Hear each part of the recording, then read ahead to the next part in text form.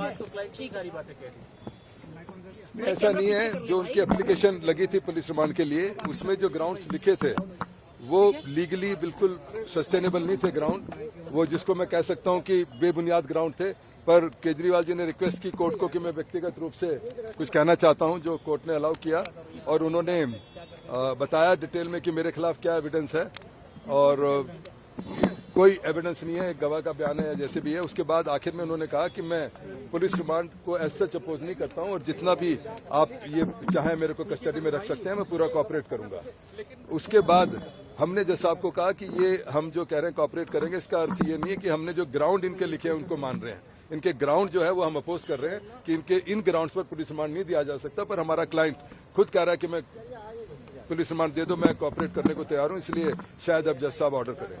अच्छा, लेकिन 100 करोड़ सीधे सीधे रिश्वत मांगने का जेडी ने बड़ा आरोप लगा दिया है केजरीवाल पे। देखिए, ये तो अब आप ईडी से पूछना कि 1922 अगस्त में ईसीआई होती है, पहली अरेस्ट होती है, उसमें 4 कंप्लेंट फाइल होती है, सप्लीमेंट्री 1 होती है, 2 होती है, 3 होती है, 4 होती है, 5 होती हैं। उसमें कभी भी एक बार भी ये नहीं कहा गया कि भाई केजरीवाल पर कोई इल्जाम है। अचानक अब जब चुनाव, मैं तो हालांकि लॉयर हूं, इस बात में नहीं मैं पढ़ता, पर अब आकर उन्होंने इसको अरेस्ट किया और कहा कि 100 करोड़ की इन्होंने डिमांड की थी। तो ये तो ईडी एक्सप्लेन करेगी, या जब समय आएगा जब आप सबको पता लगेगा।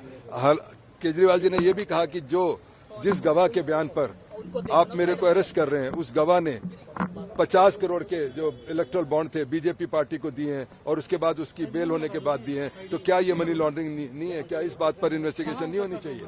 तो आज यही बात है। एज ए काउंसिल सर, आप संतुष्ट हैं? केजरीवाल ने खुद अपनी सारी बातें कह दी, या कुछ कहना था जो रह गया, मौका नहीं मिल पाया? आप कहते और कहते। अब ऐसा है कि जज साहब ने ज्यादा टाइम नहीं दिया, पर मैं समझता हूं कि आज के दिन इतना ही कहना काफी था।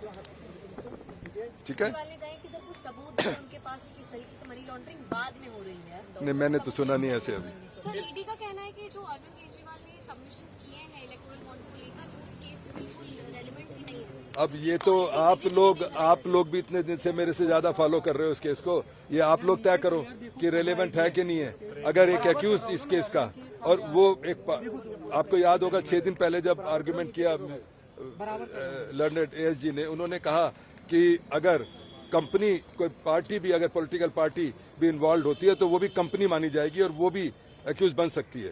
तो अगर आम आदमी पार्टी एक्यूज बन सकता है तो बीजेपी भी एक्यूज बन सकती है।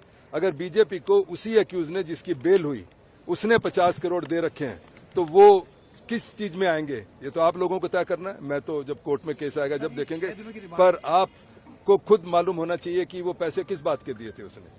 अच्छा, एक बात, रिमांड पे थे क्या?